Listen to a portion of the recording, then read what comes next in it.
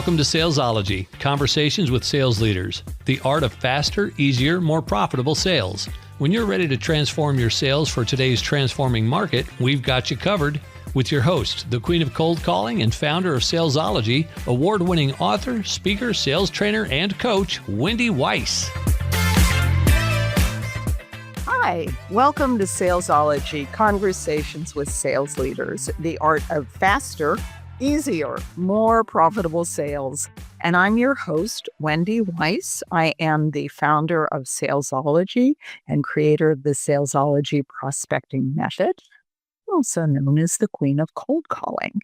And today, my very special guest is Shannon Gregg. She is the president of Cloud Adoption Solutions.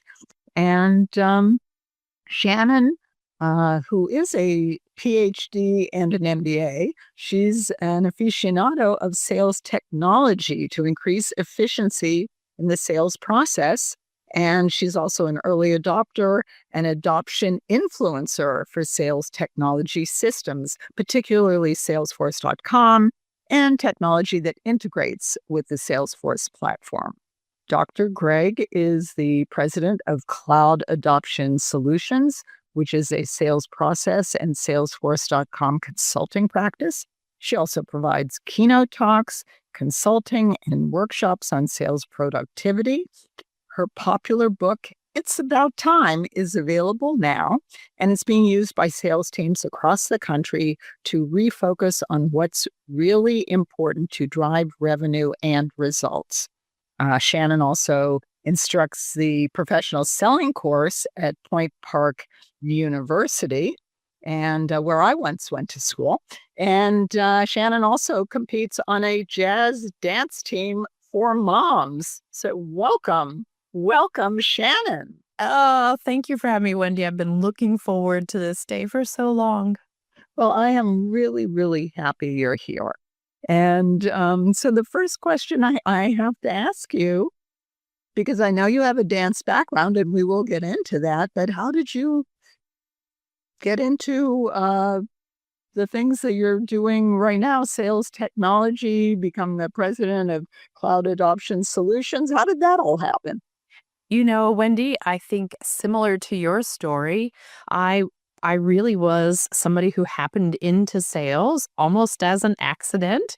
So my first sales job was selling software in the nuclear non-proliferation space, which is wildly different. But when you think about sales, it really is choreography, right? So there's a lot of instructional design that comes into a sales process, and that's what I fell in love with. So how do we improve sales process so salespeople can do more of what they love to do the most, which is delighting their prospects and customers? And along the way, I started picking up sales management. So I was managing inside sales, and I was the product owner for Salesforce.com, and I managed proposals and contracts and all of the enablement functions to allow sales teams to do more of what they did best. And in doing that, I worked with a lot of consultants, and I got to tell you, Wendy, there were a lot of times I thought there is just not enough choreography in the second and third rows of these structures, and I'm going to go do this myself. And in 2018, that's exactly what I did. I started a sales process and Salesforce.com practice, and we've just been going gangbusters ever since. Well, that's a wonderful story, and I have to ask you, this is a question that I ask all of my guests that have some kind of arts background, and you did mention choreography a couple of times. So, two-part question. Perhaps you could expound a little bit more on what you mean by sales choreography. And also, I'm just curious, what did your background as a dancer teach you or help to inform you about sales? Love those questions, and we could talk for an hour on each of them, but I will tell you, in a truncated version, I think a lot of people use sports analogies to talk about sales because they're simple to understand and everybody gets them. And so when we talk about at-bats, we all know what that means, right? How many times do you get to talk to a prospect? And for me, sales, especially now in the age of advanced technology and AI, is so much more than that. So it does have to be a delicate balance of choreographed moments to say, if I have handoffs, this is where marketing is working and branding, and this is how we're getting people in top of funnel, and this is how we're moving them down, and this is who takes over, and this is the tool or process or person that is all the way up front. This is their center feature moment. And so really it's not as simplistic as, you go to the first base and then you move to second base. A lot of times we're moving back to the second row, we're moving up for our feature. And so sales is so much more intricate that I think choreography actually is a much better way to think about it. And so for me, when you think about having a dance background, you have to think very quickly on your feet. And prospects and clients will throw questions at you that you've never heard before. And so the ability to say, how do I meet this moment in the way that's best for where I'm at right now is explicitly designed for people who have an arts background to do really well. And so I seek out people who have been in performance and particularly dance because I think they understand the concept of, being able to think quickly on your feet, but also meeting that moment with the demands that are placed on you. I couldn't agree more. As you were talking, I was thinking back to my performing background, and when you're on stage, you just never know what's going to happen. And your partner could drop you, somebody could run into you, the scenery could fall down, and you could forget your steps. You just never know, and somehow you just have to keep dancing. That's exactly what it is. And I think when you've got that discipline and the ability to say, I know any one thing that I'm not expecting could happen right now. The lights could they could all go off right now. Well, that could happen while you're giving a demo. The Wi-Fi could cut out in the room that you're in. So how do you respond to that in a way that says to your prospect or customer, hey, I've got this under control. And that doesn't mean I have all the answers, but it does mean I'm going to be able to push through this so that I can service you the best way I know how. Absolutely. So let me ask you some questions about sales technology. Starting with, what does that mean? Yes, such a good question because it could mean different things to different people. And, by nature, I'm not a technologist. I didn't grow up thinking I'd be in technology. But what I found is technology is a wonderful lubricant to allow you to do the things that you do best. But we've seen a real rise in people acting like technology is the answer to it all, and it truly is not. And so when you think about technology, I think about any tool that you use, and it could be your phone, because I hope we're still all picking up the phones and dialing out to talk to our prospects and customers. It could be Zoom. It could be something that's a very complicated CRM that has 18 attached systems to it for a large scale enterprise company. So technology could be as simple or as complex as your organization and your industry needs for it to be. And one of the things that I talk about a lot with my customers is making sure that you are in the right moment at the right time. And so not overcomplicating your salespeople with technology that it doesn't meet your go-to-market process. Okay, well, I want to piggyback on what you just said, because something that I see a lot is technology that is so complicated that all it does is like slow everybody down. They don't use it right, or they don't use it at all. And then, of course, management is tearing out their hair because the people aren't using whatever the technology is. So how do you, if speaking to our audience of, sales leaders that are maybe thinking they need to start using more technology or change their technology, what should they be looking at? I would definitely say it's ease of use and the ability for your sales team to adopt the technology in a way that's integrated organically with a process that you already have in place or where you are shortly moving to. And I think what we see a lot is technology has been designed by people who have never carried a bag, never had a quota on their back, worried that they might lose their job at the end of this month because they didn't meet their number. So to them, technology that works with 17 clicks to move to the next record doesn't seem like that big of a deal. But for sales leaders, if you've got a team of 10 people and they're all making 17 clicks, all of a sudden, that's probably half of a viable selling day where people aren't doing things that could be revenue generating. So, making sure that as a leader, you are looking past the demo and saying, start from scratch. Don't show me the outcome. Show me exactly what is my salesperson going to do to get this to work for them, because that's going to be really illuminative to understand, will this actually help my salespeople? Because while maybe, yes, you do want reporting because your board of directors demands it, you want to make sure that your salespeople aren't hiding opportunities because they find it too cumbersome to enter and they're not doing it until they're getting close to a contract. Okay.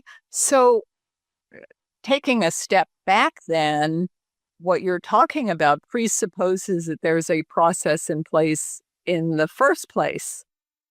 And what I also see, salesology, we build rainmakers. We focus on the front end of the funnel.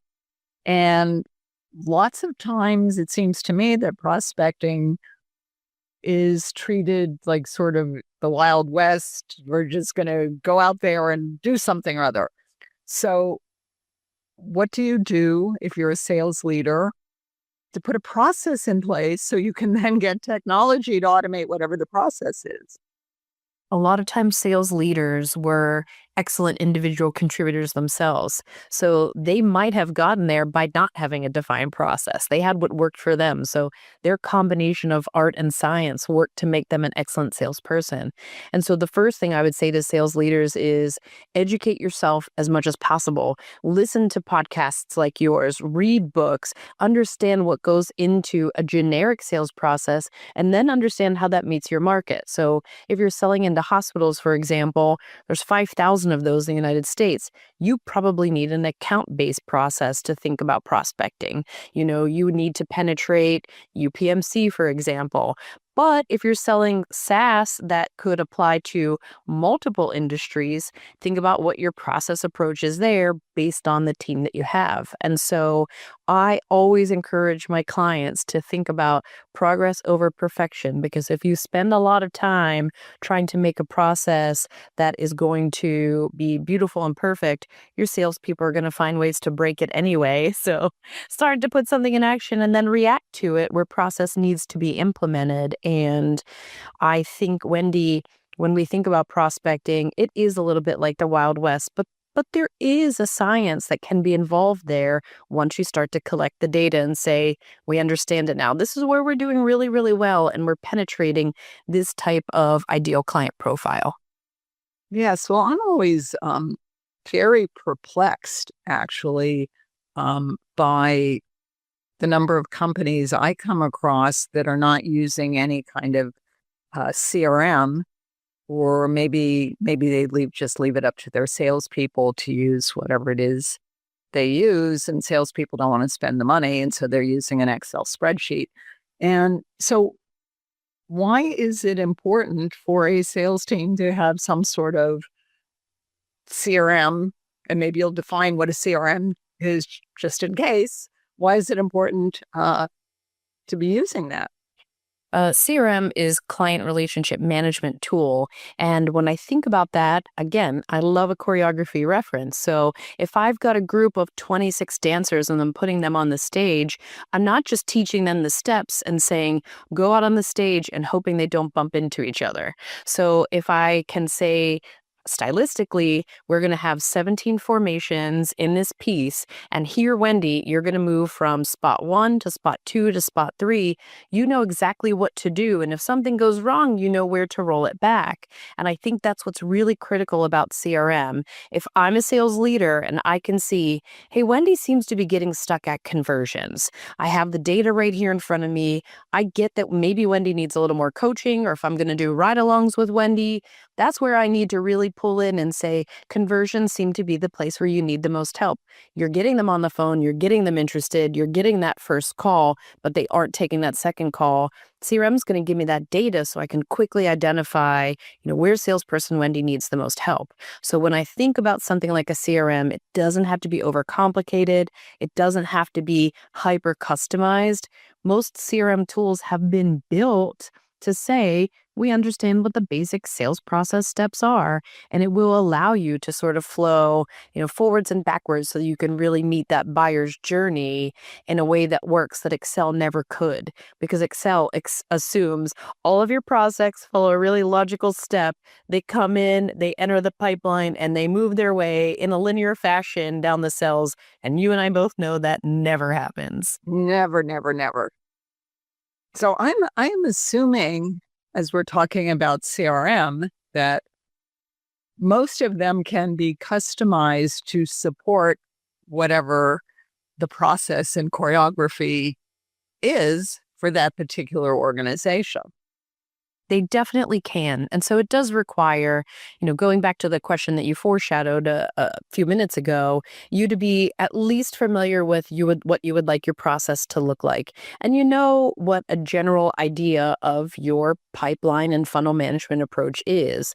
They can always be continually worked on. So you may say, you know what, we missed a stage. We absolutely need to add something else in here because we're not able to capture what the next action is for our salespeople and allow them to use this as a way to have a to-do list. And so when you think about a CRM, my thing is always roll up your sleeves and get started, because there's never a decision you make in your CRM that can't be refined, adjusted, or pointed a little bit more specifically to your org's process. That is true. And I'm remembering back to my dance career, there were many second nights that we were re-choreographing because night one did not go quite so well. There is something that's really exciting about the first time you do something, because you've got nerves and jitters and adrenaline, and that does deliver a performance that has some sort of enthusiasm, energy around it, but it isn't always perfect. And this is why I love role plays, not just for salespeople whenever they are learning a new product or service, but also for them to be taking notes in their CRM, understanding what they need to collect during a discovery call. Because if you've got a required field that says, did you talk at all about budget? And you didn't on your prospecting call ask them, do you have any money set aside for this?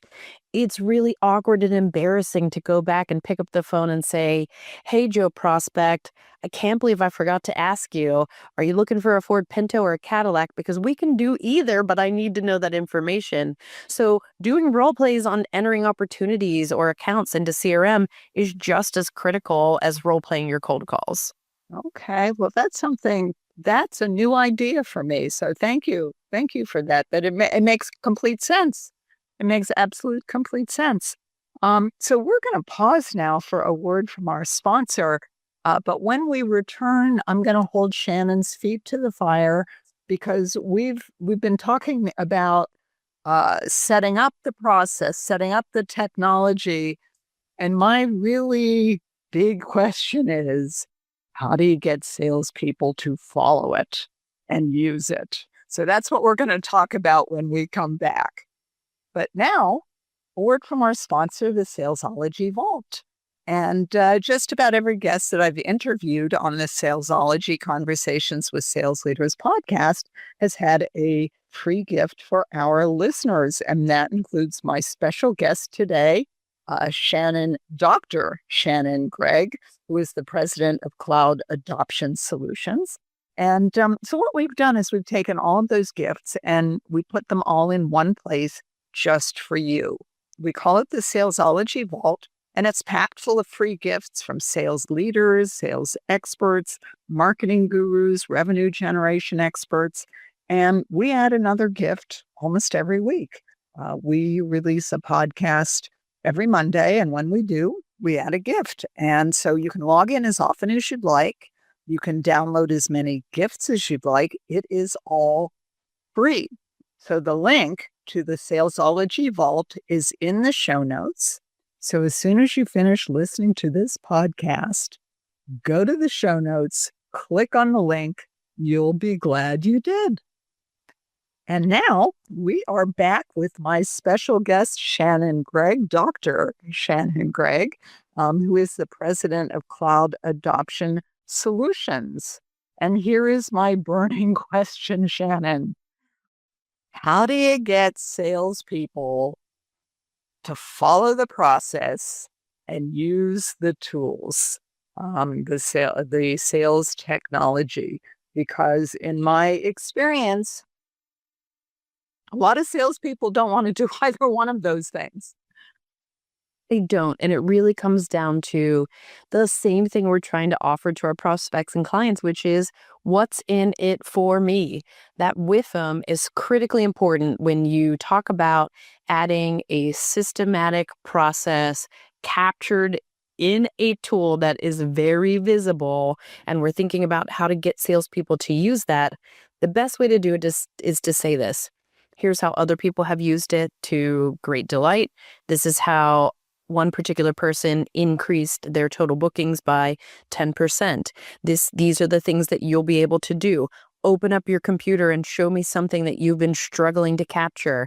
And so really getting involved in saying, based on you, your territory, your patch, your accounts, and the things that you're trying to get done, and the places I can see you can use a little bit more help, here's how that is going to work for you.